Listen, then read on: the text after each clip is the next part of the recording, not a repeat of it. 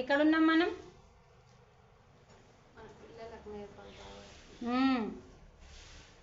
వీళ్ళందరూ ఒక్కెత్తైతే నువ్వు ఒక్కని అంత శ్రద్ధగా వింటున్నావు. నిజమండి, ఇలాంటి మాకు అసలు ఏమద్దు, మీరు ఇంటే చాలు. ఎక్కడ ఉన్నామంటే టక్కన సమాధానం ఎందుకు చెప్పలే మరి?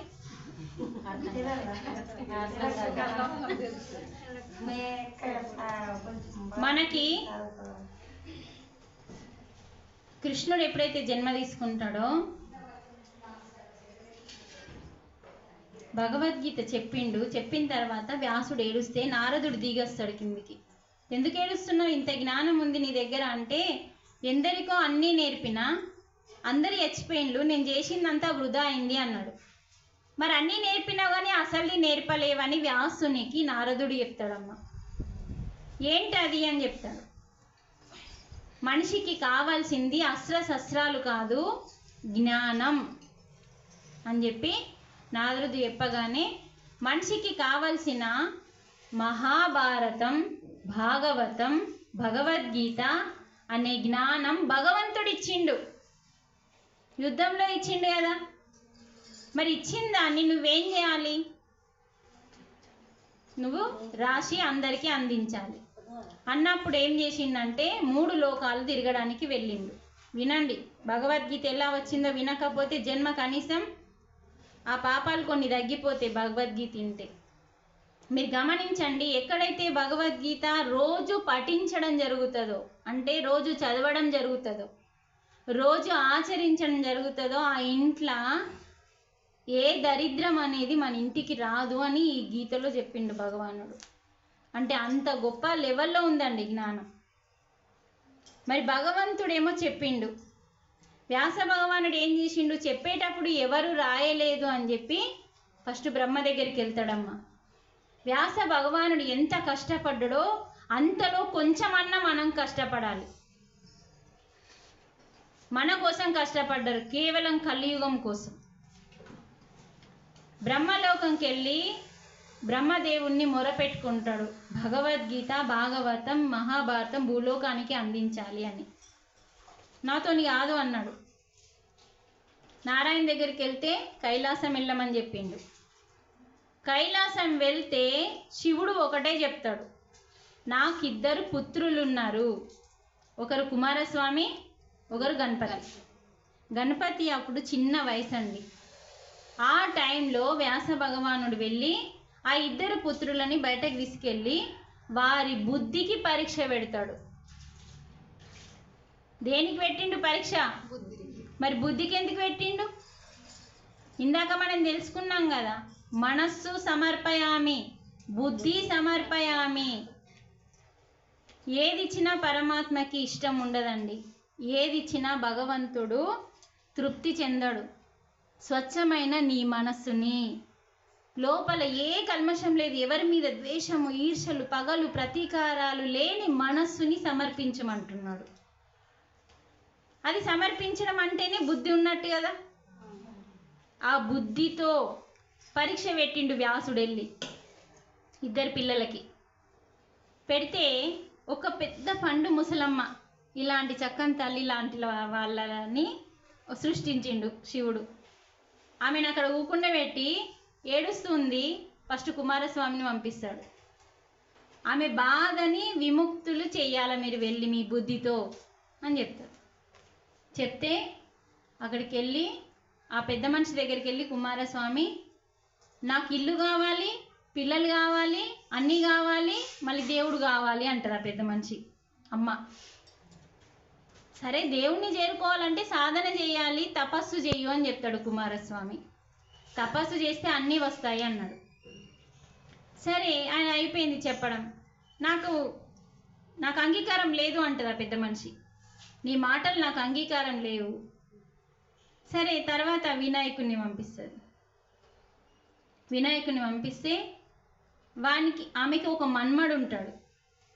ఆ మన్మడు అల్లరి చిల్లరి బాగా అల్లరి చేస్తాడు. ఆ మన్మన్ లాగానే ఈ వినాయకుడు నటిస్తాడు.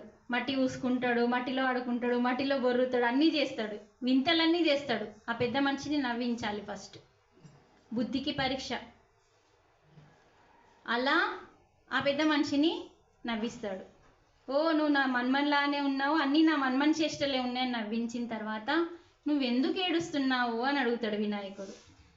నాకు అందరూ కావాలి, దేవుడు కావాలి, మోక్షం కావాలి అంటే అప్పుడు చెప్తాడు వినాయకుడు, సంసారంలోనే నిర్వాణం ఉంది అన్నాడు. కుమారస్వామి ఏం చెప్పిండు? తపస్సు చేయమని చెప్పిండు. కేవలం అందరినీ పక్కకు పెట్టు, నీ కొడుకుని, నీ ఇల్లుని, నీ మన్మన్ అందరినీ పక్కకు పెట్టి తపస్సుకెళ్ళు, దేవుడు దొరుకుతాడు అని చెప్పిండు. ఇక్కడ వినాయకుడు ఏం చెప్పిండు? సంసారంలో ఉండు, కొడుకు దగ్గర ఉండు, మన్మన్తో ఆడుకో, ఇంట్లో ఉండు, అవన్నిటితో ఉంటూ నువ్వు తపస్సు చెయ్యు. వాళ్ళతో ఉండాల్సిన టైం డే మొత్తం, రాత్రిలో ఏం చేస్తావు? వాళ్ళు పడుకుంటారు కదా, అప్పుడు తపస్సు చెయ్యు. నీ కొడుకు ఉంటాడు, నీ మన్మడు ఉంటాడు, నీ ఇల్లు ఉంటుంది. అప్పుడు నువ్వు తపస్సు ద్వారా భగవంతుని దగ్గరికి కూడా చేరుకుంటావు. ఓ ఇప్పుడు నాకు అర్థమైంది. నాకు దేవుడు కావాలంటే, నా కొడుకు కావాలంటే, నా ఇల్లు కావాలంటే, అన్నీ కావాలి అంటే సంసారంలో ఉండి ధ్యానం చేసి పరమాత్మ మోక్షం పొందాలా అని అప్పుడు ఆమె రియలైజ్ అవుతుంది. అంటే సన్యాసులకి నిర్వాణం లేదు, పుట్టి తపస్సు చేసిన వాళ్ళకి నిర్వాణం లేదు. సంసారంలో ఉండి సంసారంలో వచ్చే కష్టాలని తట్టుకుంటూ స్ట్రాంగ్గా తయారయ్యి ధ్యానం చేస్తేనే మోక్షం వస్తుంది అని ఈ బుల్లి వినాయకుడు నేర్పిస్తాడు. అప్పుడు ఆమె రియలైజ్ అయ్యి ఇంటికి వెళ్ళి తపస్సు స్టార్ట్ చేస్తుంది, మోక్షాన్ని పొందుతుంది. అప్పుడు వ్యాస భగవానుడు బుద్ధికి గెలిచినవాడు వినాయకుడు అని చెప్పి, చూడండి అన్నీ వదిలిపెట్టద్దు అని చెప్పింది వినాయకుడు. అందుకనే అన్నీ కావాలి, అన్నిటితో పాటు దేవుడు కావాలి. రైటా రాంగా? పుట్టి దేవుడు అంటే దేవుడు మెచ్చడు. అలా చక్కగా బుద్ధి నేర్పిండు పెద్ద మనిషికి. నేర్పిన తర్వాత అప్పుడు వ్యాస భగవానుడు వినాయకుణ్ణి తీసుకొని అరణ్యాలకు వెళ్తాడు. అరణ్యం అంటే ఇప్పుడు ఏదో తెలుసా స్థలం? ఇప్పుడు ఏది తెలుసా? ఇప్పుడు మనం అంటే ఎండాకాలం వెళ్తాం కదా నారాయణ దగ్గరికి,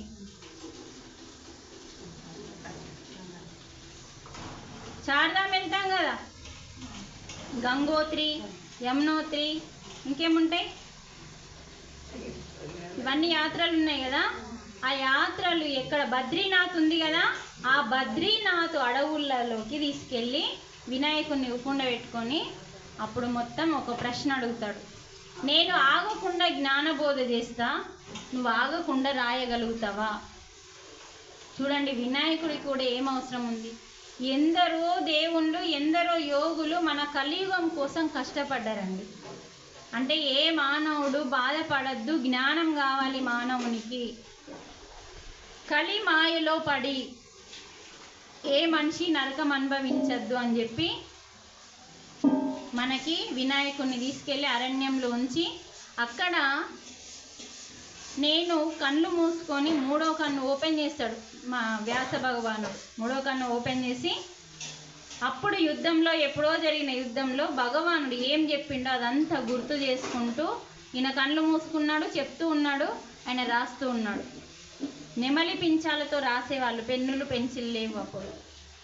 నెమలి పించాలు రాస్తుంటే అమ్మ ఒక మాట ఇచ్చిండు వినాయకుడు, నేను ఆగకుండా అర్థం చేసుకొని, రెండు చెప్పిండు, ఆగకుండా రాస్తా.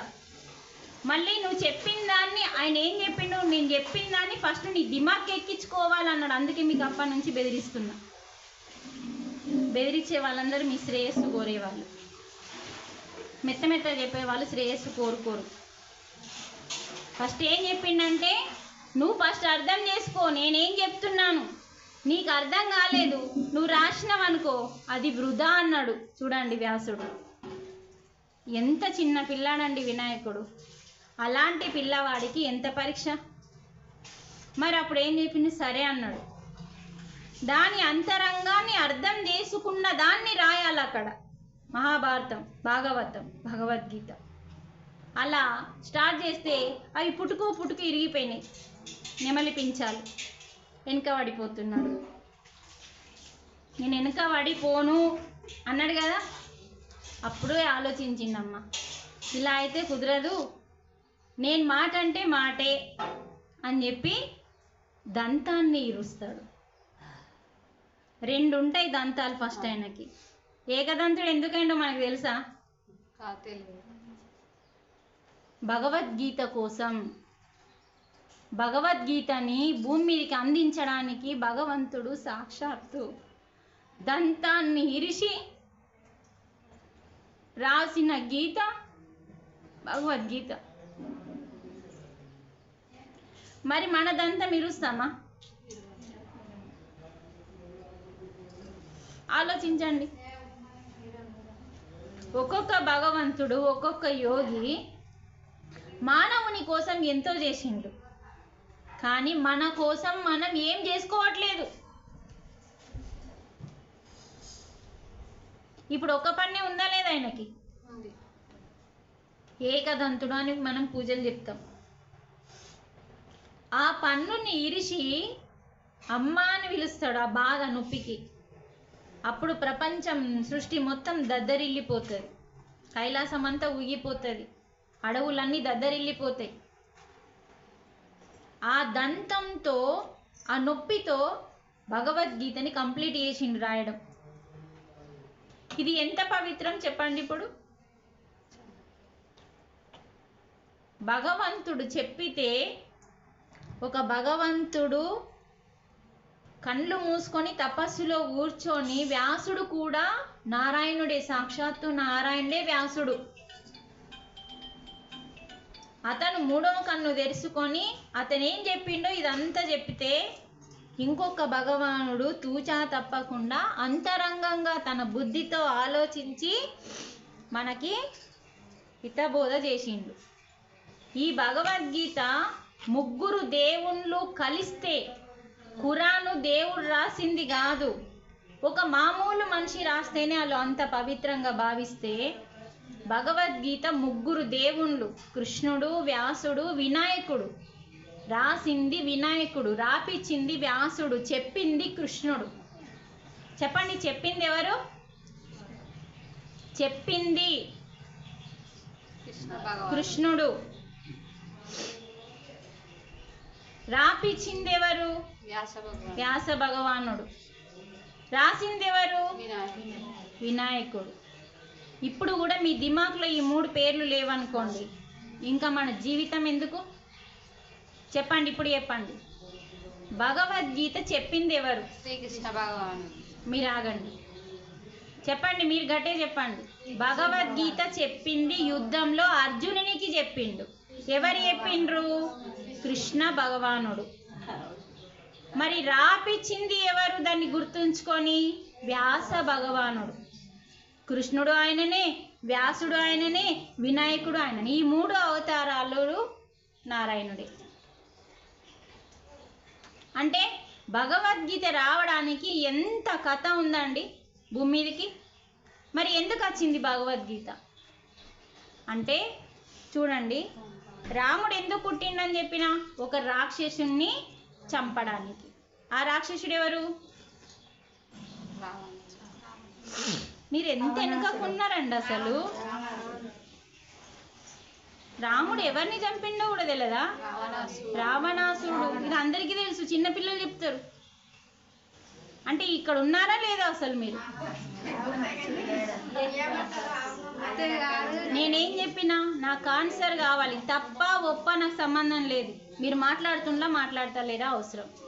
మీరు తప్పు చెప్పినా నాకు సంతోషమే, ఎందుకంటే కనీసం ఇక్కడ ఉన్నారు, వింటున్నారు, చెప్తున్నారు. అందుకని రాముడు రావణాసురుని కోసం వచ్చిండు, కృష్ణుడు కంసుని కోసం వచ్చిండు, శిశుపాలుడు కంసుడు. చూడండి, ఈ సంహరణ కోసం వాళ్ళు భూమి మీదకి వచ్చి ధర్మాన్ని కాపాడడానికి వచ్చింది. మరి ఈ యుగం ఎలాంటిదంటే, రాక్షసుడే భూమి మీదకి వచ్చి పరిపాలిస్తున్నాడు, అక్కడేమో దేవుడు పరిపాలిస్తున్నాడు.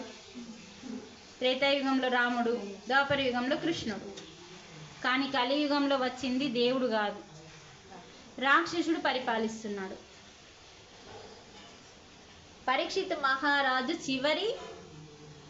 ధర్మరాజుకి మునిమన్మడు. ధర్మరాజు అన్న తెలుసు కదా పేరు. ధర్మరాజుకి మునిమన్మడు పరిపాలిస్తున్న సమయంలో కలిపురుషుడు వస్తాడు. ఆ కలిపురుషుడు నీ పని అయిపోయింది, ఇప్పుడు నేను పాలించాలి అని వస్తాడు. అప్పుడు కలిపురుషుడు వచ్చి పరిపాలిస్తున్నాడు కాబట్టి ప్రతి ఒక్కరిలో ఏ గుణాలు ఉంటాయి? ఇప్పుడు కలి గుణాలు ఉంటాయి. కలి అంటే ఎవరండి? రాక్షసుడు. ఇప్పుడు ఈ కలియుగం అది అంతే అంటాం. కలికాలం ఇది ఇంతే అంటాం. చెప్తామా లేదా నోరుతోని? కలికాలం ఎట్లా ఉంది, ఆడోళ్ళు అట్లా ఉన్నారు, మగోళ్ళు ఇట్లా ఉన్నారు, కలికాలం అంటాం కదా. అంటే మన అందరి లోపల చూడండి, మీ తల్లిని బట్టి పిల్లలు ఉంటారు కదా. తల్లి మంచిగా ఉంటే పిల్లలు మంచిగా వెళ్తారు. తల్లి చెడుగా ఉంటే వాళ్ళ మాటల్ని బట్టి వాళ్ళు వెళ్తారా లేదా? అంటే మన ఇంట్లో తల్లి తండ్రిని బట్టి, ఇంటిని బట్టి పిల్లలు రత్నాలుగా మారుతారు.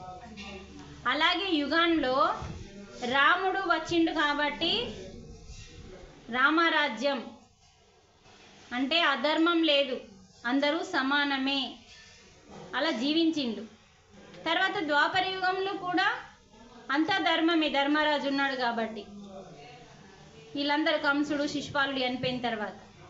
కానీ ఈ కలియుగంలో రాక్షసుడు పరిపాలిస్తున్నాడమ్మ మనల్ని పరిపాలించేది రాముడో కృష్ణుడో కాదు, ఒక రాక్షసుడు.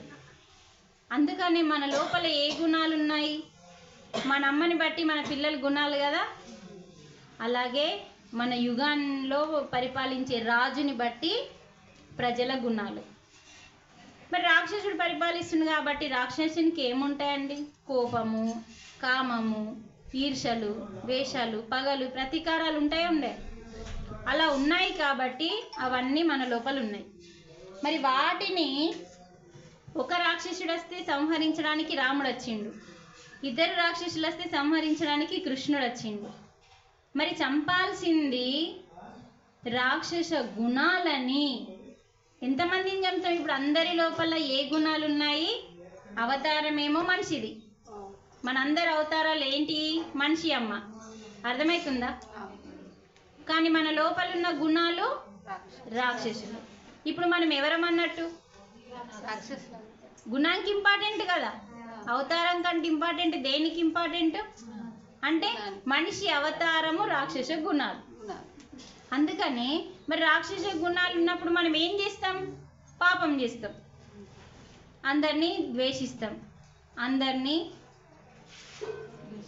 ఈర్షలు, ద్వేషాలు ఇవే రగులుతూ కయ్యాలతోని గొడవలతోని కలియుగం అంతా నరకం ఉంటుంది.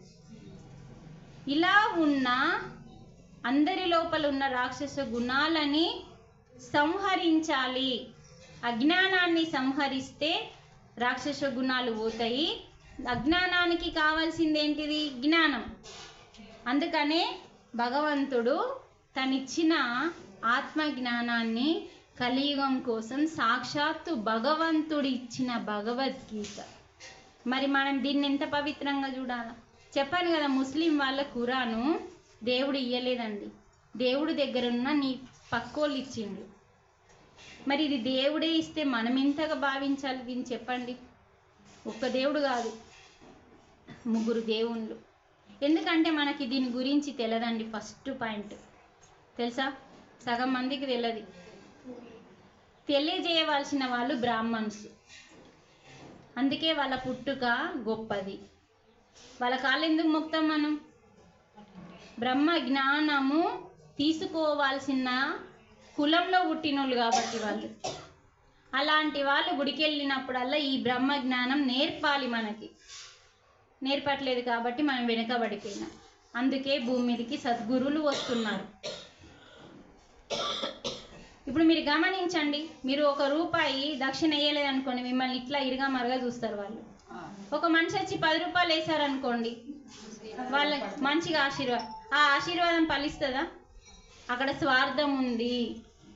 కానీ ఒకనాటి పంతుళ్ళు, ఒకనాటి బ్రాహ్మణ్స్ అద్భుతంగా ఉండేవారు. దేనికి ఆశించే వాళ్ళు కాదు. ఒక సినిమా కూడా తీసిండ్రు బ్రాహ్మణుల మీద, దేహమే దేవాలయము. దేవాలయం అనే సినిమాలో దేహమే దేవాలయం అని చెప్పిండ్రు. దేహంలో ఉన్నది దేవుడు అని చెప్పిండ్రు. దేహంలో ఉన్న జీవుడే దేవుడు అని చెప్పిండు. ఇది చెప్తుంది. ఇది నువ్వు నేను చెప్పింది కాదు, పంతులు చెప్పింది కాదు, మీ అమ్మ నాన్న చెప్పింది కాదు. సాక్షాత్తు భగవంతుడు ఏం చెప్తుండు? నీ దేహం ఏంటిది? దేవాలయం. చెత్త వెయ్యకు అంటున్నాడు. నీ దేహంలో నీకు ఇష్టం వచ్చింది, నీ మనసుకు నచ్చింది తినడం కాదు, నీ బుద్ధికి నచ్చింది, నీ ఆత్మకి నచ్చింది తినాలి. నీ శరీరానికి సూట్ అయ్యేది తినాలి. నీ శరీరం ఒకలాగా డిజైన్ చేయబడింది. అందుకని ఈ భగవంతుడు మనకి చక్కగా మనలో ఉన్న రాక్షస గుణాలని తొలగించడానికి 5200 సంవత్సరాలు అవుతుంది భూమి మీదకి వచ్చి. ఖురాన్ వచ్చి 2000 సంవత్సరాలు అయితే, భగవద్గీత భూమి మీదకి వచ్చి నాకు ఎన్ని సంవత్సరాలు అంటే 42 సంవత్సరాలు అని నేను చెప్తాను మీకు. మరి భగవద్గీతకి ఎన్ని సంవత్సరాలు? పుట్టి 5200 సంవత్సరాలు అవుతుంది దీని పుట్టుక.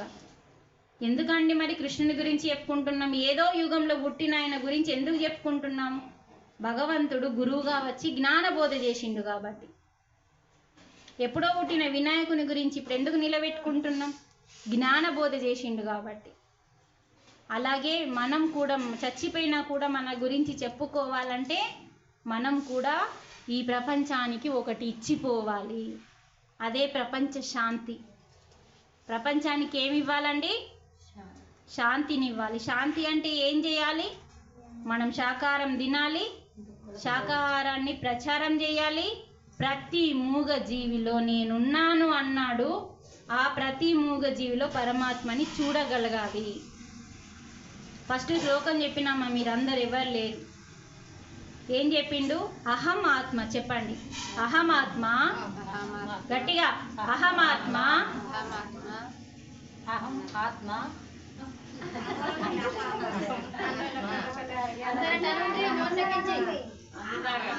కనీసం నోట్లో ఉన్న గబ్బు పోతుంది ఒక శ్లోకం చెప్తే.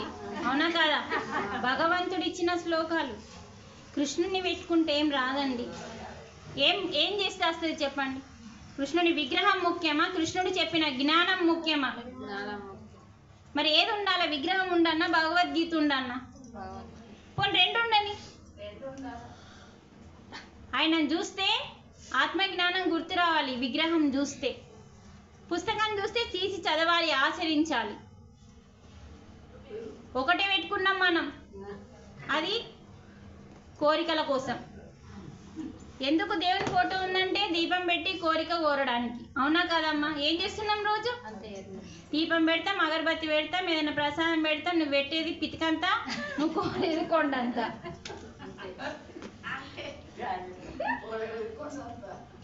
భగవంతుడు 100 కొబ్బరికాయలకి, 1000 కొబ్బరికాయలకి, 1,000 కొబ్బరికాయలకి దిగచ్చేటోడు కాదు. ఆయన అట్లా దిగస్తాడా? ఆయన భగవంతుడు ఎట్లా అవుతాడు? భగవంతుడు ఆ 1,000 కొబ్బరికాయలు ఆయననిచ్చిండు. మళ్ళీ నువ్వు తీసుకుపోయి ఆయనకి ఇస్తావా? అవి మొత్తం ఆయననే ఇచ్చిండా లేదా?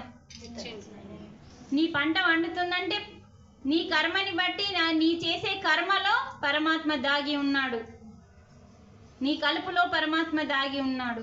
నువ్వు పెట్టే విత్తనంలో పరమాత్మ దాగి ఉన్నాడు. అణువణువులో ఉన్నాడని చెప్తున్నాం కదా పరమాత్మ. అన్నిట్లో పరమాత్మ ఉండి, దాగి ఉండి, నీ ప్రతిభను, నువ్వు చేసే పనిని బట్టి నువ్వెంత చేస్తావో అంత ఇస్తాడు. ఎంత చెట్టుకి అహమాత్మ గుడాకేశ సర్వభూతాశయస్థితః. అహమాత్మ అంటే నేను ఆత్మని అని చెప్తున్నాడు. మనకి చెప్తున్నాడు. ఎవరు చెప్తున్నారు? ఎవరు చెప్తున్నారు? శ్రీకృష్ణ భగవానుడు. ఇప్పటిదాకా మీకు తెలియలేదు. ఇప్పుడు నేను చెప్పడానికి ఏముంది? ఎవరు చెప్పిండ్రు? భగవానుడు. ఏ భగవానుడు? శ్రీకృష్ణ భగవానుడు. అంటే చూడండి, భగవద్గీతలో కృష్ణ అని లేదు. భగవానుడు, భగవానుడు, భగవానుడు. సాక్షాత్తు భగవంతుడే ఆ కృష్ణుని రూపం తీసుకున్నాడు. ఆ కృష్ణుడు జగద్గురువైండు. అందుకనే తల్లి మనము విగ్రహం పెట్టుకొని నువ్వెన్ని పూజలు చేసినా, ఎన్ని కోరికలు కోరినా నీ కర్మని బట్టే ఉంటుంది. అదే చెప్పేసిండు దేవుడు, ఇందులో చెప్పిండు. ఇది చదివితే అర్థమవుతుంది, నేను చెప్పుడు పక్కకు పెట్టండి. అది ఉండాలి. ఆ రూపం చూడగానే ఓ కృష్ణుని రూపం, భగవద్గీత జ్ఞానాన్ని ఇచ్చిండు మనకి, అది చదవాలి, అది ఆచరించాలని ఆయన రూపం చూడని గుర్తు రావన్నా అద్దమ్మా? రావన్నా అద్దా? రాముణ్ణి చూడగానే కోరికలు కాదు రావాల్సింది, ధర్మం. నా అత్తని చూస్తున్నానా, మా ఆయనని చూస్తున్నానా, పక్కింటి వాళ్ళని మంచిగా చూస్తున్నానా, నన్ను నేను మంచిగా చూసుకుంటున్నానా, నా బాధ్యత ఏంది, నన్ను నేను తెలుసుకుంటున్నానా, నేను శరీరం కాదు, నేను ఆత్మని, ఆత్మకి ఏమన్నా పని చేస్తున్నానా, ఇవన్నీ నీ ధర్మాలే. చేస్తున్నామా అమ్మా? చేస్తున్నామా? చేయట్లేదు. చెప్పండి. ఇప్పుడు ఏం చేయాలంటే, మనం శరీరానికి అంతా చేస్తున్నాం, తినబెడుతున్నాం, పండబెడుతున్నాం, సోకులు చేపిస్తున్నాం, మంచి చీరలు కడుతున్నాం, అన్నీ చేస్తున్నాం. శరీరాన్ని నడిపించే శక్తి ఆత్మశక్తి ఒకటి ఉందమ్మా. ఇప్పుడు నాకు అన్నీ ఉంటాయి, శవంకి అన్నీ ఉంటాయి. శవం మాట్లాడుతుందా? నేను మాట్లాడుతున్నా అంటే నా లోపల శక్తి ఉంది, ఆత్మశక్తి. శవంలో ఏం లేదు? ఆత్మశక్తి లేదు, అంటే ఆత్మ లేదు. మరి ఆత్మ ఉంటేనే నీవు పనిచేస్తున్నట్టు కదా. మరి మీరు దేనికి విలువ ఇయ్యాలా? ఓ తలకాయలు చూడండి, మనం దేనికి ఇస్తున్నాం విలువ? మరి శరీరం ముత్తదే అని శవంని చూస్తే తెలుస్తుందా లేదా? మీరు తెలుసుకోలే. శవంని చూడగానే ముందు శోకం ఇడిసపెడతాం, కానీ శరీరాన్ని చూసినప్పుడు అరే ఈ శరీరానికి అన్నీ ఉన్నాయి, నాకు అన్నీ ఉన్నాయి, అది మాట్లాడతలేదు, పడిపోయింది, నేను మాట్లాడుతున్నా. ఇక్కడ మనం ఏం తెలుసుకోవాలా? శవం దగ్గర చూడండి, తెలుసుకోలేనిది ఏది ఈ భూమి మీద లేదు. శవం నుంచి కూడా మనం నేర్చుకోవచ్చు. ఏం నేర్చుకుంటాం శవం నుంచి? అంటే శరీరం పడిపోయింది. ఎందుకు పడిపోయింది? అందులో భగవంతుడు లేడు, ఆత్మ లేదు. ఆత్మ లేకపోతే శ్వాస లేదు, పోయింది. ఆఖరి శ్వాస మరణం, మొట్టమొదటి శ్వాస జననం. అంటే శ్వాసకి ఎంత ఇంపార్టెంట్ ఉందో చూడు. నువ్వు దేనికి ఇస్తున్నావు? శ్వాసకి ఇవ్వట్లేదు, ఆత్మకి ఇవ్వట్లేదు. దేనికి ఇస్తున్నావు? శరీరానికి ఇస్తున్నావు. శరీరానికి సంబంధం లేదు. నువ్వు పుట్టాలంటే మొట్టమొదటి శ్వాస తీసుకోవాలి, పోవాలంటే చివరి శ్వాస తీసేసుకోవాలి. ఈ మధ్యలో జరిగేదంతా నాటకం, బూటకం. తల్లిగా, భార్యగా, కొడుకుగా, బిడ్డగా, కోడలిగా, అమ్మమ్మగా, నానమ్మగా, అమ్మగా, నాన్నగా, ఇవన్నీ పాత్రలు వేయడానికి వచ్చినాం. ఒక స్టేజ్ ఇది, భూలోకం అనే ఒక స్టేజ్ మీద ఇవన్నీ పాత్రలు వేయడానికి వచ్చినాం. కానీ సరైన పాత్రలు వేయట్లేదు.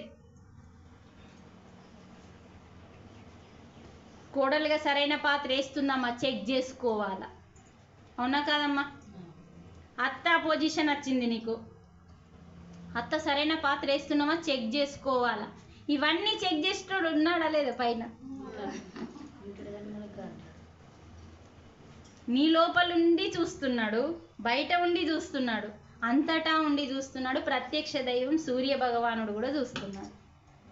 మనం ఏం చేస్తాం?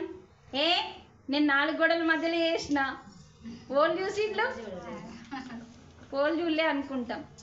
18 మంది దేవుళ్ళు చూస్తారట అమ్మ. వాల్మీకి చెప్పిండు సీతతో. సీత ఏడుస్తూ ఉంటుంది, ఆ సాకలైన ఎందుకు అన్నాడు, ఆ సాకలైన ఎందుకు అన్నాడు నన్ను, ఏమన్నాడు ఆమెని సాకలైన? 18 ఏళ్ళ వనవాసంలో సీత నుంచిండు రాముడు, అసంటోడే తెచ్చుకున్నాడు. ఆ రాముడు ఎటువంటి వాడు అని అంటారు. 1 సంవత్సరం పాటు రావణాసురుడు ఉంచుకున్నా కూడా ఆ సీతను తెచ్చుకొని ఏలుకుంటుండు. ఆ రాముడు అంతడు పిసోన్ని కాదు నేను అంటాడు. అలా అంటే శ్రీరాముడు, సీతమ్మ తల్లి ఇదంతా కథ వేరుంటుందండి. సినిమాలో ఇచ్చిన కథ డూప్, పత్రిజీ చెప్పిన కథ వేరుంటుంది. సరే ఎందుకన్నాడని ఏడుస్తుంటే వాల్మీకి చెప్తాడు, అమ్మ నువ్వు ఏదో కర్మ చేసినావు, ఆ కర్మ నీ జీవితంలోకి తిరిగి వచ్చింది. ఏం కర్మ చేసినావు అని ధ్యానంలో కూర్చుండబెడతాడు. వాల్మీకి అంటే మహర్షి. ఒక దొంగ తోపుంటే పోయేటోళ్ళందరినీ దొరకబట్టి నగలన్నీ గుంజుకొని చంపేసి తినేవాడు. అలాంటి ఒక దొంగ ఒక మహాత్ముడైండు ధ్యానం ద్వారా. చూడండి, ధ్యానం మనల్ని ఏం చేస్తుందంటే మనిషిని మహాత్ముని చేస్తుంది, ఒక దొంగని మహాత్ముని చేస్తుంది. ధ్యానం ఏదో ముసలైనాక చేసేది కాదు, శరీరం సహకరించదు. 5 సంవత్సరాల పిల్లల నుంచి చేస్తే వాడి జీవితము నువ్వు సరిదిద్దాల్సిన పనే లేదు అని చెప్పిండు. అరే ఇట్లుండురా అట్లుండురా నువ్వు చెప్పాల్సిన అవసరం లేదు, మొత్తుకోవాల్సిన అవసరం లేదు పిల్లలతోని. 5 సంవత్సరాల నుంచి తల్లి భగవద్గీత నేర్పిస్తే, ఎందుకంటే మన జీవితం ఎలా ఉండాలో నేర్పిన ఏకైక గ్రంథం, దైవ గ్రంథం, మహాగ్రంథం భగవద్గీత. మన జీవితం ఎలా ఉండాలో నేర్పింది ఒకటే. అలాంటి గొప్ప గ్రంథం భగవంతుడు ఇచ్చిండు. ఇగో నువ్వు ఇలా ఉండు బిడ్డ అని 18 శ్లోకాలలో ఇచ్చిండు.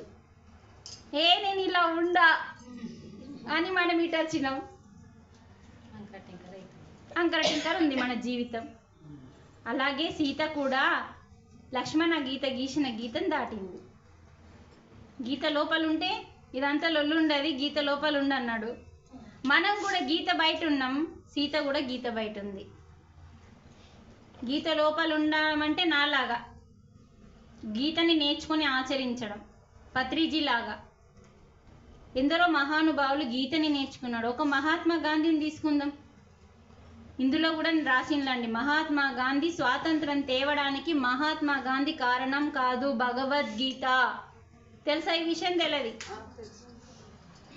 భగవద్గీత నేర్చుకొని ఆ జ్ఞానాన్ని సంపాదించుకొని ఆ జ్ఞానం ద్వారా ఎవరికి హాని కలిగించకుండా, హింస చేయకుండా, కొట్టకుండా, తిట్టకుండా స్వాతంత్రం తేవడానికి కారణం గాంధీ మహాత్ముడు భగవద్గీత జ్ఞానం వల్ల. ఎవరన్నా చెప్పిండ్లా అమ్మ? చెప్పిండ్లా ఎవరన్నా? ఇప్పటిదాకా గాంధీ మహాత్ముడు తెచ్చిండు, గాంధీ మహాత్ముడు తెచ్చిండని ఆయనను పోగొడతాం, కానీ ఆయనకు అంత తెలివి ఎట్లా వచ్చిందని చెప్పిండ్లు ఎవరన్నా? విన్నాను. దీనివల్ల వచ్చింది. ఇలాంటి మన అట్లాంటి వాళ్ళు చెప్పినప్పుడు వింటాం, కానీ ప్రచారం చేయాలి కదా. గాంధీ మహాత్ముని పట్టుకుంటాం, కానీ గాంధీ మహాత్మునికి అంత జ్ఞానం రావడానికి కారణం. అందుకే ఎక్కడన్నా విగ్రహాన్ని గమనించండి, గాంధీ విగ్రహం ఉందా మీ దగ్గర? ఒక చేతిలో కట్టె ఉంటుంది, ఒక చేతిలో భగవద్గీత ఉంటుంది. అంటే గమనించండి. అమ్మ లేదు నాకేం చెప్పడానికి, తల్లి చనిపోతుంది గాంధీ మహాత్మునికి. నేను ఎలా చేయాలో అర్థం కావట్లేదు, అందరూ హింస చేస్తున్నారు, జైల్లో పడుతుండ్రు, హింస చేస్తుండ్రు, ఏ హింస లేకుండా స్వాతంత్రం తెద్దాము అంటే అమ్మ లేదు చెప్పడానికి అని భగవద్గీతను తీసుకొని ఇట్లా కళ్ళు మూసుకొని, అమ్మ తల్లి భగవద్గీత, గీతామాత ఈరోజు ఈ సమస్య వచ్చింది, ఆ సమస్యకి కావలసిన జ్ఞానం కావాలి అని చెప్పి ఇలా తీస్తే ఆ పేజ్ వచ్చేదట, సొల్యూషన్ పేజ్ వచ్చేదట. అంతగా నమ్మిండు, అందుకే దీన్ని అంబా అని పిలిచిండు. అంటే అమ్మ, గీతని అమ్మగా మార్చుకున్నాడు. మార్చుకొని ఈ జ్ఞానాన్ని పొంది అప్పుడు స్వాతంత్రం తెచ్చిండు. ఉత్తనే స్వాతంత్రం రాలే, కానీ గాంధీ మహాత్ముని పేరు చెప్తాం, భగవద్గీత పేరు మాత్రం తీయం. అందుకని భగవద్గీత భగవంతుడు మనకి అంత చక్కగా ఇచ్చిండు. మన జీవితం మార్చే గీత, మన తలరాతని మార్చే శక్తి భగవద్గీతకు ఉంది.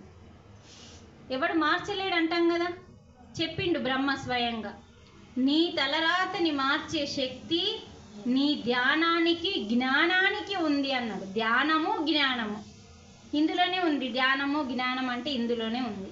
ధ్యానం చేస్తే జ్ఞానం వస్తుంది. ఆ వచ్చే జ్ఞానమే ఇది. అప్పుడు నీ తలరాత మార్చుకోవచ్చు అన్నాడు. నీకు ఇష్టం వచ్చినట్టు మార్చుకోవచ్చు అన్నాడు. అందుకే కదా యోగులు, మునులు, ఋషులు హిమాలయాలలో అన్ని సంవత్సరాలు జీవించడానికి కారణం జ్ఞానం. వాళ్ళు మార్చుకున్నారు, జ్ఞానం అంతా తెలుసుకున్నారు. ఎప్పుడు పోవాలనుకుంటే అప్పుడు పత్రిజీ స్వయంగా తన సొంత నిర్ణయంతో మరణం తీసుకున్నాడు. ఇచ్ఛామరణం. భీష్ముంది కూడా ఇచ్ఛామరణం. మహాత్ములు, గ్రేట్ మాస్టర్లు అందరూ మనము కలియుగం, మన కృతయుగం, సత్యయుగం నుంచి, ద్వాపర యుగం నుంచి, త్రేతాయుగం, ఈ 3 యుగాల నుంచి మనం ఎందరు యోగుల గురించి తెలుసుకున్న మన జీవితం సరిపోదు. అంతమంది యోగులు జ్ఞానాన్ని తెలుసుకొని ఇచ్ఛామరణాలు. ఇప్పుడు నేను చచ్చిపోవాలంటే నేను చచ్చిపోతా, నేను చావద్దు అంటే చావద్దు అని తెచ్చుకున్నారు వాళ్ళు. మనం అలా తెచ్చుకోలే కదా. మనం తెచ్చుకునే స్థితిని మార్చే శక్తి ఈ గ్రంథానికి ఉంది అంటున్నాడు. వాళ్ళందరూ ఈ గ్రంథమే చదివిండు. అందుకని మనము ప్రతిరోజు ధ్యానం చేయాలి. ధ్యానం చేస్తే ఈ భగవద్గీత అప్పుడు అర్థమవుతుంది, లేకపోతే అసలు అర్థం కాదు ఇది. ఎందుకంటే ఇది లెవెల్ పెద్దది. 3 భగవంతుళ్ళు కలిసి ఇచ్చిండ్లంటే వాళ్ళు ఏ స్థితిలో ఇచ్చిండ్లమ్మ? భగవంతుని స్థితిని మనం అంతే ఊహించగలుగుతామా?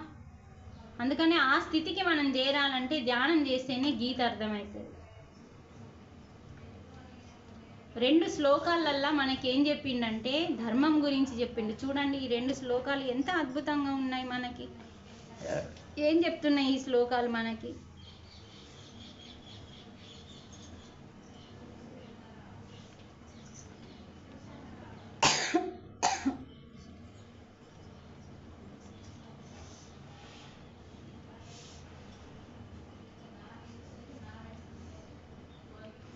చెప్పండి కొంచెం ఈ శ్లోకం గురించి.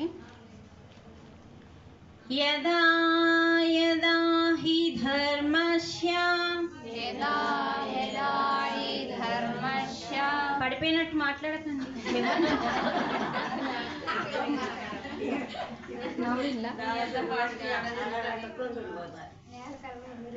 నవ్వాలని అన్నాం అట్లా. మీరు కొంచెం నవ్వితే నిద్రపోతుంది. యదా యదా హి ధర్మస్య, యదా యదా హి ధర్మస్య, గ్లానిర్భవతి గ్లానిర్భవతి భారత భారత, అభ్యుత్థానమధర్మస్య అభ్యుత్థానమధర్మస్య, అభ్యుత్థానం అధర్మస్య అధర్మస్య, అభ్యుత్థానమధర్మస్య అభ్యుత్థానమధర్మస్య, తదాత్మానం తదాత్మానం సృజామ్యహం. సృజామ్యహం. కృష్ణుడు ఏం చెప్తుండంటే యదా యదా హి ధర్మస్య, నేను ధర్మం అంతా సన్నగిన్నినప్పుడల్లా, అంటే ధర్మము తగ్గిపోయి అధర్మము ఎప్పుడైతే పెరిగిపోతుందో అప్పుడు నేను భూమి మీదికి నన్ను నేను సృష్టించుకొని వస్తాను అన్నాడు. అదే కదా కృష్ణుడు చేసింది. కృష్ణ భగవానుడు ఎక్కడ పుట్టిండు? ఎక్కడ? జైల్లో. తెలియదా? సరే, జైల్లో పుట్టిండు. ఎప్పుడు పుట్టిండు? అష్టమి నాడు. అష్టమి అంటే మనకు భయం. అర్ధరాత్రి 12 గంటలకు పుట్టిండు. చూడండి, అష్టమ సంతానం. ఆయన జన్మకి ఎంత గొప్ప స్టోరీ ఉందంటే అమ్మ, అష్టమ సంతానం ఎందుకు వచ్చిండు? మరి ఫస్ట్ సంతానం రావచ్చు కదా. ఎందుకు వచ్చిండు తెలుసా? కృష్ణుడు మన లోపల అరిషడ్ వర్గాలు ఎన్నని చెప్పినా 6 అని చెప్పినా కదమ్మా. నేను ప్రశ్న అడిగితే సమాధానం చెప్పట్లేదు, పొద్దున్న నుంచి ఎన్నో చెప్పిన.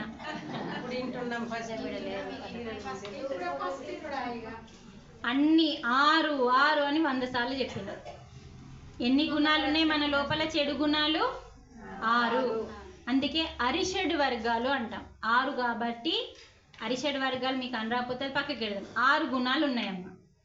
ఈ 6 గుణాలు అంటే అసలు జైల్లో ఉన్న తల్లి పేరేంటిది? కృష్ణుని యొక్క కన్న తల్లి ఎవరు?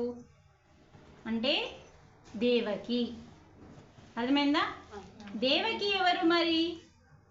కైక అంటే శ్రీరాముణ్ణి అడవికి పంపిన కైకమాత. చూడండి, ధర్మం కోసం ఒక అపరాధం చేసినా కూడా పోలే. ఆ కైకమాత మనకి జైల్లో ఉండి దేవకిగా జన్మ తీసుకుంది. ఆ దేవకి మాతకి గర్భం శుద్ధి లేదు. చూడండి ఎంత గొప్పగా ఆలోచించింది ప్రకృతి. అంటే గర్భం శుద్ధి లేక అష్టమ సంతానంగా నేను వస్తాను అని చెప్పిండు. ఎందుకు? 6 గుణాలతో ఉన్న 6 చనిపోవాలి. అంటే 6 గుణాలు, కోపంతో పుట్టేటోడు ఒక్కోడు, ఈర్ష్యతో పుట్టేటోడు ఒక్కోడు, ఇలా 6 చంపేస్తాడు. 6 సంతానం అయిన తర్వాత ఆ తల్లి గర్భం శుద్ధి జరుగుతుంది. అంటే ఆ తల్లి గర్భము అరిషడ్ వర్గాలతో లేనప్పుడు ఒక దేవుడు తల్లి గర్భంలో రావాలంటే ఆ గర్భం ఎంత గొప్పదిగా ఉండాలి. అలా 6 జన్మల 6 చంపిన తర్వాత 7వ గర్భంగా బలరాముడు వస్తాడు. బలరాముడు ఆదిశేషుడు. నారాయణుడు పడుకునే ఆదిశేషుడు. ఇక్కడ పడుకుంటాడు ఆయన సముద్రంలో. ఆదిశేషుని పాన్పు పైన పడుకుంటాడు ఆయన. అతను జన్మ తీసుకుంటాడు. నేను ఎప్పుడు తమ్ముని కాస్తే నా మాట ఇనలేవు అన్న, ఇప్పుడు నేను నీకు అన్నగా వస్తానని బలరాముడు కాస్తాడు. లక్ష్మణుని మాట వినకపోతుండే కదా. లక్ష్మణుడు అన్ని కోపంతో నిర్ణయం తీసుకునేవాడు. శ్రీరామునికి అది నచ్చేది కాదు. శాంతంగా తీసుకోవాలి నిర్ణయాలని. నేను ఎప్పుడు చెప్పినా నువ్వు నా మాట వినేవాడు, అందుకనే నేను ఇప్పటి నుంచి నీకు అన్నగా వస్తానని చెప్పి బలరాముడిగా అన్నగా 7వ జన్మ తీసుకున్నాడు. 7వ జన్మ తీసుకున్న తర్వాత 7వ నెలకి ఇంకో భార్య కడుపులోకి వెళ్ళిపోతాడు, గోకులంలోకి. ఈయనకి 2 భార్యలు ఉంటారు వసుదేవునికి. 8వ సంతానంగా గర్భం శుద్ధి అయిన తర్వాత, అందుకనే మీరు గమనించండి, ఏ తల్లి గర్భం సరిగా ఉండదో వారికి గొప్ప పిల్లలు పుట్టరండి. మన గుణాన్ని బట్టి మన గర్భం శుద్ధిగా ఉంటుందండి. అందుకనే ఈ గర్భాన్ని భూమి మీద వండబెట్టరు, మనం సాష్టాంగ నమస్కారం చెయ్యం. మన గర్భసంచి చాలా గొప్పదండి. ఒక తల్లి మైనమంటే మనకెంతో పవిత్రత ఉంది. మన గర్భసంచి అన్నిటికంటే పవిత్రం, గర్భగుడి కంటే పవిత్రం తెలుసా? గర్భగుడి ఏదండి? గర్భగుడి ఒక దేవాలయం కట్టి అన్ని మంత్రాలతో అన్ని శక్తులతో శ్రీచక్రాన్ని పెట్టి ఒక గద్దెని కట్టి నిర్మించి ఒక దేవుని ప్రతిరూపాన్ని పెట్టిన గర్భగుడి కంటే గొప్పది గర్భసంచి అని చెప్పిండు. ఎందుకంటే ఒక జీవికి ప్రాణం పోసే శక్తి ఆ సంచికి ఉంది.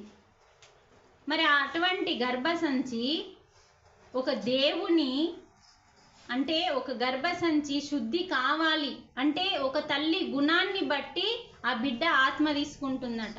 ఆత్మలు వెతుకుతాయట, పైన ఉన్న ఆత్మలు ఏ తల్లి గుణం బంగారంగా ఉందో వెతుకుతారట అండి పిల్లలు. అందుకని మనం తల్లి కావాలంటే ఫస్ట్ మనం మారాలి. ఒక బిడ్డకి మంచి యోగికి మనం జన్మనివ్వాలి అంటే మనం మారాలండి. అలాంటి జ్ఞానాన్ని ఇందులో బోధించిండు ఆయన కృష్ణుడు. అందుకనే మరి ఎందుకు ఆమెకే పుట్టాలనుకుంటుండు? గర్భం బాగా లేదు కదా. బాగా లేనప్పుడు 6 సంతానాన్ని నాశనం చేసి 6 జన్మలు అంటే ఒక కోపాన్ని, ఒక అసూయని, ఒక ద్వేషాన్ని, ఇలాంటి గుణాలతో ఉన్న శరీరాలని వధించిన తర్వాత అష్టమ సంతానంగా 8వ సంతానంగా రావాలి. మళ్ళీ తర్వాత 14 సంవత్సరాలు ఈమెకి దూరం ఉండాలి. ఇదంతా ఈమె చేసుకున్న కర్మ. అవునా కదా? ద్వాపర యుగంలో కైక చేసుకుంది కదా. ఎవరికి? కైక కౌశల్యకి బిడ్డని దూరం చేసింది 14 సంవత్సరాలు. ఇప్పుడు ఆ కైక దేవకిగా వచ్చింది. ఇక్కడ దేవకిగా పుట్టి అక్కడ ఎవరి దగ్గర వెలిగిండు? కౌశల్య దగ్గర. కౌశల్య ఎవరు? యశోద.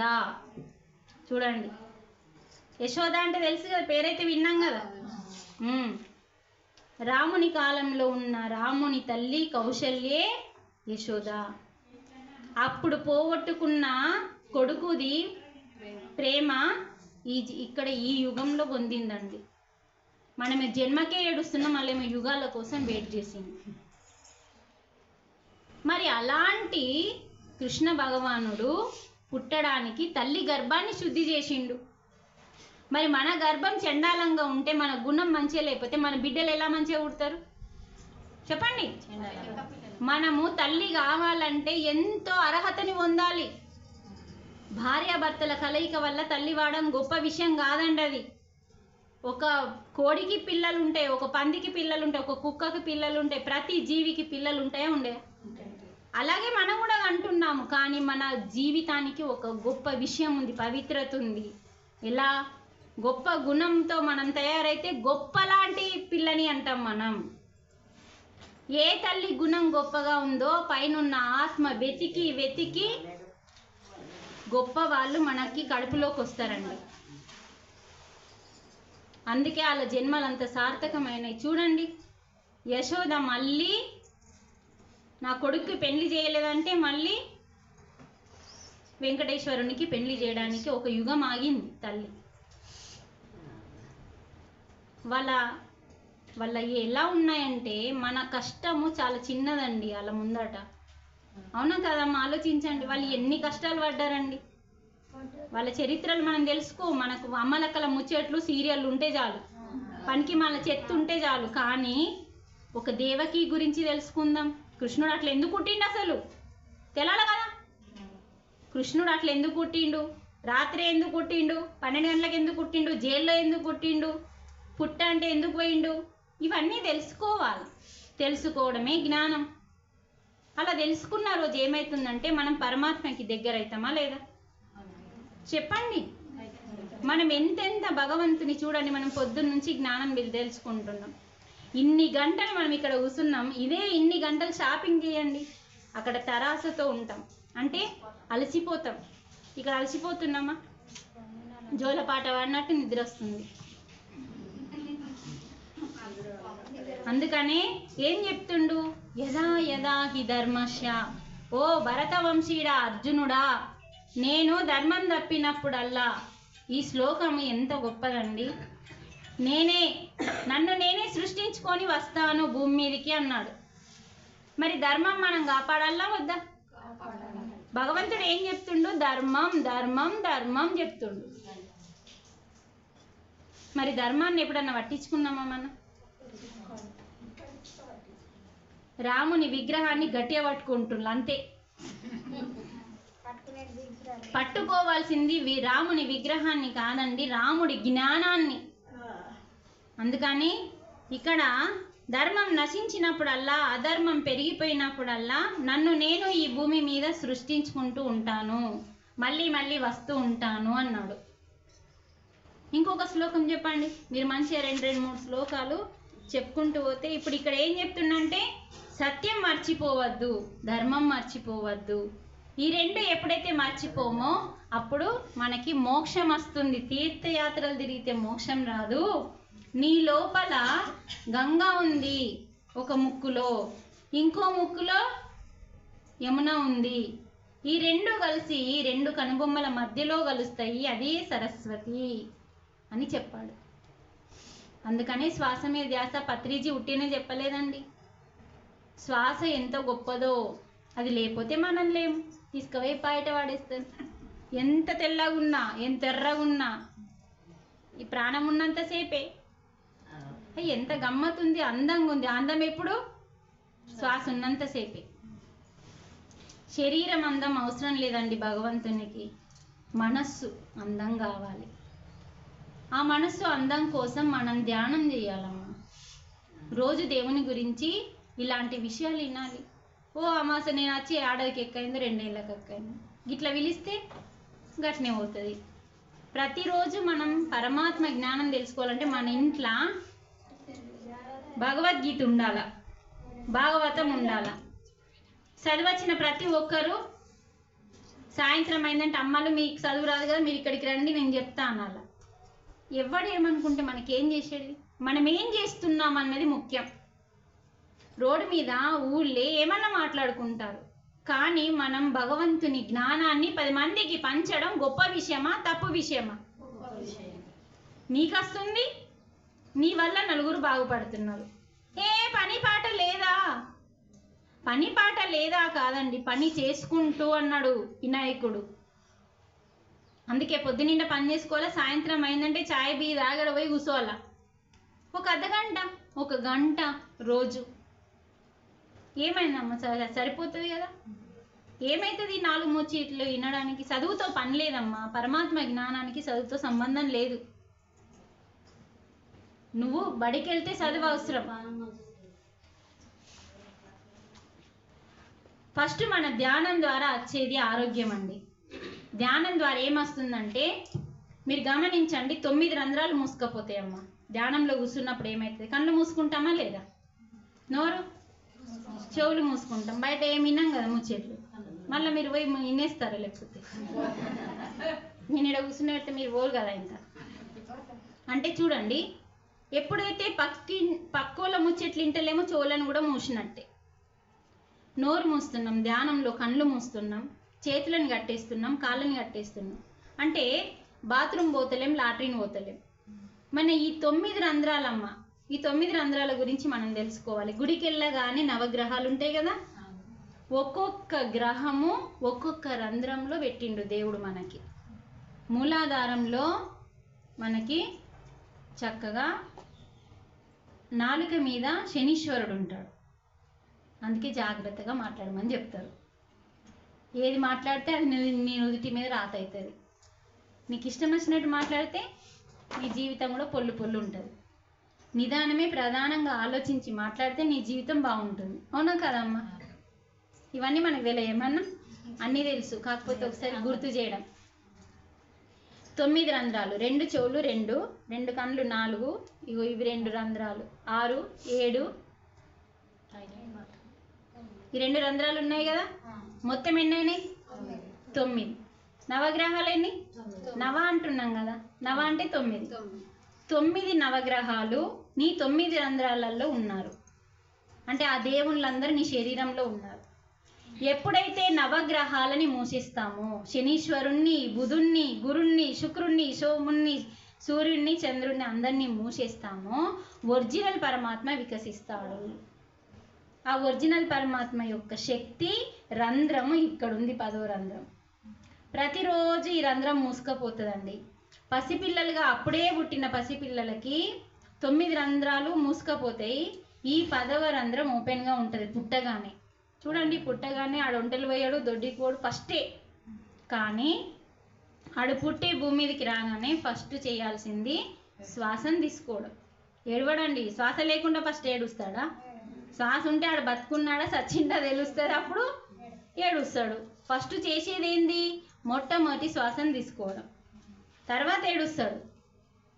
అందుకని మనకి ఇక్కడ జననం అంటే మొట్టమొదటి శ్వాస, మరణం అంటే చిట్ట చివరి శ్వాస. 9 నవగ్రహాలు మన 9 రంధ్రాలలో ఉన్న వాటిని మనం ఎప్పుడైతే మూసేసుకొని కూర్చుంటామో 10వ రంధ్రం బ్రహ్మరంధ్రం అనేది మాడ మీద ఉంటుంది.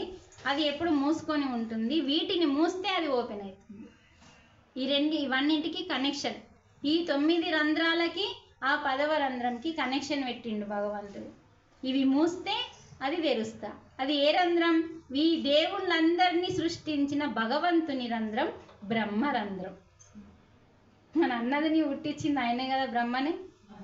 ఇది బ్రహ్మరంధ్రం. బ్రహ్మ అంటే మళ్ళీ 3 తలకాయల బ్రహ్మ కాదు. బ్రహ్మ అంటే ఈ సృష్టి బ్రహ్మాండం.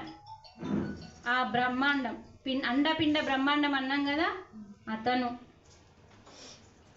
అంటే చూడండి, ఈ బ్రహ్మరంధ్రము ఎప్పుడు మూసుకపోతుందో అప్పుడు మనకి కష్టాలు. ఈ బ్రహ్మరంధ్రాన్ని మనం తలపైన, మనకు చిన్నప్పుడు పిల్లలు పసిపిల్లలుగా ఉన్నప్పుడు మాడ మెత్తగా ఉంటుందండి.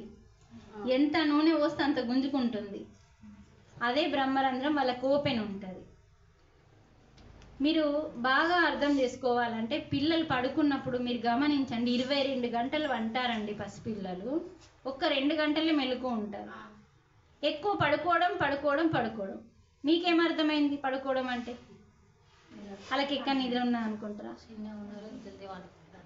అంతే. వాళ్ళు 22 గంటలు పరమాత్మతో పని చేసి వస్తారు. మీరు గమనించండి, నిద్రలో పిల్లలు అప్పుడే ఏడుస్తారు, అప్పుడే నవ్వుతారు. మరి నీతో లేరు, నీ తండ్రితో లేరు, ఓళ్ళతో లేరు, అసలు భూలోకంతో సంబంధం లేకుండా ఉంటారండి పసిపిల్లలు. ఉయ్యాలలో ఉండే పసిపిల్లలు ఎప్పుడైతే వాళ్ళకి మనస్సు అనేది ఏర్పడుతుందో అప్పుడు ఈ మాయాలోకం అంటుకుంటుంది. వాళ్ళు ఎట్లా ఉంటారంటే అప్పుడు పసిపిల్లలు ఏమీ తెలియని స్థితిలో ఉంటారు కదమ్మా. అప్పుడు పరమాత్మతో కనెక్ట్ ఉంటారు. వాళ్ళ గోర్లలో మైలా చూడండి. ఎందుకు మైలా ఉంటారంటే మనకు పెద్దవాళ్ళు చెప్పేవాళ్ళు, మేము చిన్న ఉన్నప్పుడు చెప్పేవాళ్ళు, మేము అడిగేవాళ్ళం, ఈ గోర్లలో ఇది ఏం పని చేసిండమ్మా ఇంత మైలు ఉంది అంటే ఆడు పరమాత్మతో కనెక్షన్ ఉంటాడు, భగవంతుడు పైన ఆత్మకి పని చెప్తాడు అని. అక్కడ కొట్టినప్పుడు ఇక్కడ ఏడుస్తాడు, అక్కడ మెచ్చుకున్నప్పుడు ఇక్కడ నవ్వుతాడు. ఇవన్నీ పిల్లలు చేస్తారా లేదా? మన పిల్లలు ఇక్కడ ఈ సత్యాన్ని మనం గ్రహించాలి. అంటే పిల్లలు ఎప్పుడు నిద్ర పోయినా ఓ నీకు ఇష్టమైన చుట్టం వచ్చిందనుకో లేపిచ్చేస్తావు, కానీ లేపి ఇవ్వద్దు. వాళ్ళ యొక్క పరమాత్మ కనెక్షన్ నువ్వు కట్ చేసినట్టు. వాళ్ళు ఎంత గొప్ప చుట్టాలన్నా రాని, పిల్లల్ని లేపి నిద్ర డిస్టర్బ్ చేసి ఇవ్వకూడదు. అందుకనే పసిపిల్లలు ఎప్పుడు వన్నా వాళ్ళకి డిస్టర్బ్ లేకుండా కాపలాగా ఉండాల్సింది తల్లి. వాళ్ళు ఎప్పుడు పరమాత్మతో జ్ఞానము, పని, కర్మ ఇవన్నీ చేసుకుంటూ ఉంటారు. అందుకని మనము ఎప్పుడు ఈ 9 రంధ్రాలు మూసుకుంటామో వానికి ఆ కొన్ని రోజుల వరకు ఆ బ్రహ్మరంధ్రం మూసుకపోయేంత వరకు మనసు నీది నాది అన్నది ఉండదు. మనసు స్వచ్ఛంగా ఉంటుంది. ఇప్పుడు మనం గ్లాస్లో ఫిల్టర్ వాటర్ తాగుతాం కదా, అలా మనసు స్వచ్ఛంగా ఉంటుంది. అదే మురికి నీళ్ళు, వర్షాకాలంలో నల్ల నీళ్ళు వస్తాయి చూడండి, మురికి, అది మన మనస్సు. ఎందుకంటే ఈ భూలోకంలో ఇది నాది, అది నాది, ఇది నీది అని మనం మాయలు అంటు పెట్టుకున్నాం. వీళ్ళు నా వాళ్ళు. కానీ పసిపిల్లలకి అవన్నీ ఉండవు కదా. ఆ స్వచ్ఛమైన మనసు ఉన్నన్ని రోజులు ఈ బ్రహ్మరంధ్రం అనేది వాళ్ళకు ఓపెన్ ఉంటుంది. మళ్ళీ మనము ఇవన్నీ మర్చిపోయి అందరూ సమానమని తెలుసుకొని ధ్యాన సాధన మొదలుపెట్టినప్పుడు అన్ని రంధ్రాలు మూసేసినప్పుడు ఈ రంధ్రం ఓపెన్ అవుతుంది. పసిపిల్లల స్థితికి మనం అప్పుడు వెళ్తాం. ఇది ఓపెన్ అయితే తప్ప మన లోపలికి ఎనర్జీ రాదు. అది రాకపోతే నాడీ మండల శుద్ధి జరగదు. మనలో ఇప్పుడు చెట్టుకి వేర్లు ఎంత ఆధారం అండి. చెట్టు కంటే ముఖ్యమైనది వేర్లు, అవునా కదా? చెట్టు ముఖ్యమా, వేర్లు ముఖ్యమా? ఫస్ట్ వేర్లు లేకపోతే చెట్టు లేదు. అలాగే ఈ శరీరము ఉండడానికి కారణం ప్రాణమయ శరీరం. నాడులు ఇంపార్టెంట్ అండి. మన శరీరంలో కనిపించని సూక్ష్మ నాడులు ఉంటాయి. ఈ బయట ఈ శరీరంలో కనిపించే నాడులు కావండి, మనకి రెండో పొరలో ఉంటాయి. అవన్నీ ఏంటి అంటే కనిపించవు, వెంట్రుక కంటే సన్నంగా వేర్లలాగా అల్లుకొని పైన నుంచి ఉంటాయండి. నేను మీ అందరికీ వీడియో చూపించిన, మీరు చూడని వాళ్ళు ఫోన్లో చూడొచ్చు. అయితే ఈ వెంట్రుక కంటే సన్నంగా ఈ బ్రహ్మరంధ్రం నుంచి మొదలైతాయండి. మొదలై కాలిగోటి వరకు అల్లుకొని ఉంటాయి వేర్లలాగా. అవి ఎప్పుడైతే శక్తిని కోల్పోతాయో నీకు రోగాలు స్టార్ట్ అవుతాయి అమ్మ. అవి ఎప్పుడు శక్తిని తీసుకుంటూ ఉంటాయో, నిద్రలో అవి శక్తిని తీసుకుంటాయి. నిద్రలో మనం ఎప్పుడైతే డీప్గా నిద్ర పోతామో, కలలు లేని నిద్ర ఉంటుంది కదా కొంచెం, ఆ నిద్రలో మంచి స్వచ్ఛమైన ఎనర్జీని తీసుకుంటాం. కానీ అది సరిపోదు మనకి, మన ముచ్చట్లకి, మన ఆలోచనలకి సరిపోతుందా? ఎక్కువైపోయినాయి మనవి. శక్తి తక్కువైపోయింది, ఆ పనికి మళ్ళీ ఎక్కువైపోయినాయి. అప్పుడు ఏమైపోయింది, ధ్యానం అవసరం పడుతుంది. మనిషి ఎంతెంత ధ్యానం చేస్తే అంతంత మూడింతల శక్తి వస్తుంది. కొంచెం ధ్యానం చేసినా చాలు. మన వయసుని బట్టి అమ్మ ఏం లేదు, మన వయసు ఎంత ఉందో చూసుకోవాలా. రోజు 2 సార్లు అంతసేపు ధ్యానం చేసినాం అనుకోండి, అంతసేపు మనం ధ్యానం చేస్తే ఆ శక్తిని మనము ఆ వేర్లు తీసుకుంటే, ఆ నాడులు తీసుకుంటే ఈ వచ్చిన రోగాలన్నీ పోతూ ఉంటాయి. ఫస్ట్ మనము ఆరోగ్యంగా ఉండాలండి. ఎందుకంటే ఎప్పుడు ఎక్కడ ఎవరు ఏ మహాత్ముడు డబ్బు మహాభాగ్యం అని చెప్పలే, ఆరోగ్యం మహాభాగ్యం అని చెప్పింది. ఆరోగ్యం ఉంటే అన్నీ ఉన్నట్టే, ఆరోగ్యం లేకపోతే ఎన్నున్నా అన్నీ లేనట్టే, అవునా కాదా? అందుకని అంత గొప్ప వర్డ్ రాసిచ్చిండ్రు, ఆరోగ్యం మహాభాగ్యం, ఆరోగ్యం మహాభాగ్యం. పిల్లలు కాకపోవడానికి కారణం మన లోపల ఉన్న బ్లాక్స్. ఒకప్పుడు నువ్వు పిల్లల్ని అసహించుకున్నావు, దానివల్ల నీ గర్భసంచి బ్లాక్ తీసుకుంటుంది. పిల్లలు కాకపోవడానికి కారణం, పిల్లలు దూరం అవడానికి కారణం, పిల్లలు అంటే ప్రతిదానికి ఒక కర్మ అనేది ఉంటుంది. మనం ఏం చేస్తామంటే మనం ఏం చేయలేం, మనం మంచోళ్ళం అనుకుంటాం. మనం ఎప్పుడు మనమే మంచోళ్ళం అనుకుంటాం. అక్కడ పక్కింటోళ్ళకి కష్టం రాగానే ఇక్కడ మనం ఎగురుతాం. లోపల మంచిగా అయింది, అది బాగా ఎగిరింది ఇన్ని రోజులు, దానికి దేవుడు మంచిగా చేసిండు అంట. కానీ అక్కడ మంచిగా చేసిండో లేదో కానీ ఇక్కడ నువ్వు కర్మ చేసుకుంటున్నావు, ఓ పాపపు కర్మ చేసుకుంటున్నావు ఆమెని చెప్పి. అందుకని ఒక మనిషికి ఆపద వచ్చిందంటే నవ్వడం మానేయండి. తన బాధని మన బాధగా తీసుకొని ఆమెకి దారి మార్గాన్ని అందించాలి. ఆమెకి బాధ పోయేంత వరకు అప్పుడప్పుడు వచ్చి కలిసి ఓదార్చాలి. ఇప్పుడు ఎవరైనా చనిపోతే మాట్లాడేయడానికి పోవాలి అంటారు, దాని అర్థం ఏందండి? పోయి ఏడిపేయడానికి కాదు కదా.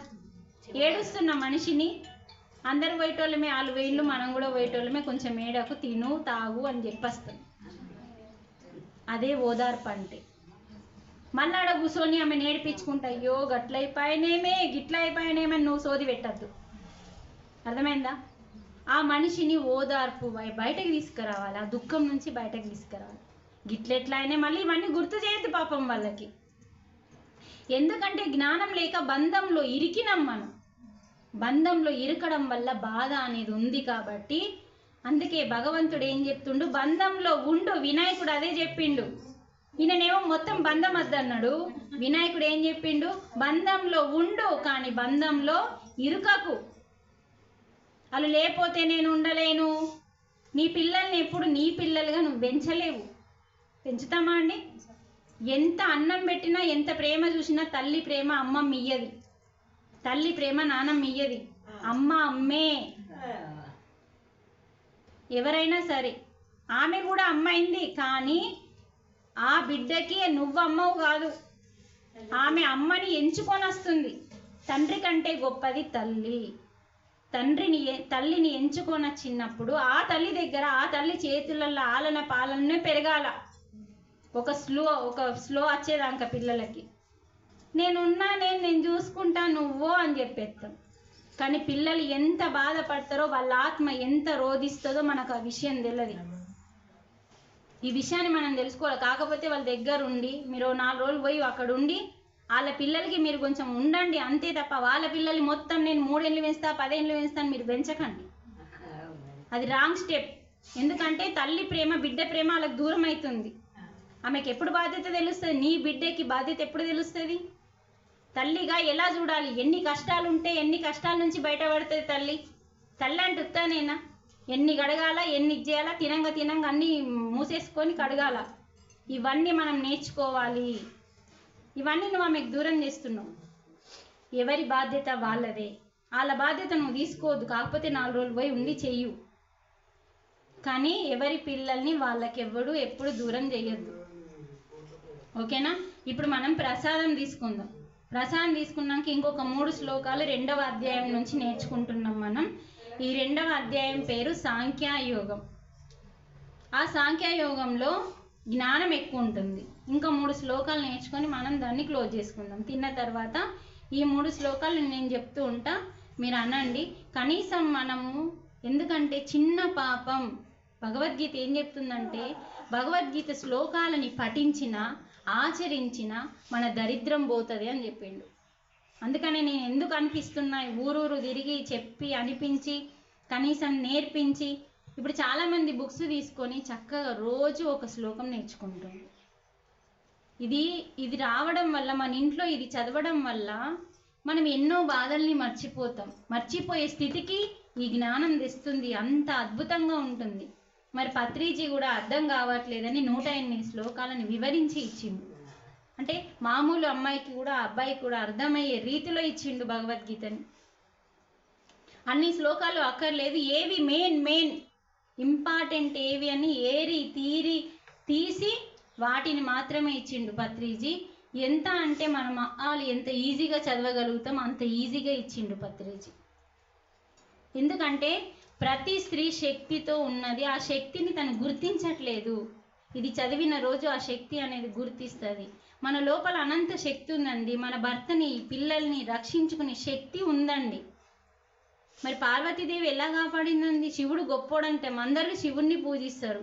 మరి ఆ శివుణ్ణి కాపాడింది ఎవరండి? పార్వతీదేవి. చేతి పెట్టింది, నోరు పెట్టలే. ఇది ఒకటి గుర్తుంచుకోవాలి. మనము భర్తకి కష్టం వస్తే మన చేదోడు వాదోడుగా ఉండాలని పార్వతీ చెప్పింది. చేతి వేయమని మనమేమో నోరు పెడతాం. ఇట్లెట్లాయే అట్లెట్లాయే ముందు గొడవ పెడతాం. నోరు కాదు పెట్టాల్సింది, చేతని చెప్పింది పార్వతి. అందుకనే చేదోడు వాదోడు అంటే చేతు. భర్తకి సహాయం. పొరపాటున ఏదైనా జరుగుతుంది, నష్టం వస్తుంది, దానికి నో చేయన్నా. ఇవన్నీ మనము సంసారంలో సర్దుకపోవడం కాదండి, అర్థం చేసుకోవాలి. సర్దుకపోతే ఒకరికి నష్టం జరుగుతుంది, ఒకరికి లాభం జరుగుతుంది. అదే మనం అర్థం చేసుకుంటే దానిని అర్ధనారీశ్వర తత్వము అంటారు. పార్వతి సగం, పరమేశ్వరుడు సగం. ఒకరిని ఒకరు అర్థం చేసుకోవడమే అర్ధనారీశ్వర తత్వం. ఓకే అమ్మా, చక్కగా మీరు ప్రసాదం తీసుకోండి, టిఫిన్, చాయ్ తాగండి, మళ్ళీ ఫ్రెష్ అవ్వండి. మళ్ళీ ఒక 3 శ్లోకాలు కొంచెం పలుకుదాము, పలికి దాని మీనింగ్ తెలుసుకొని క్లోజ్ చేసుకుందాం. ఓకేనా?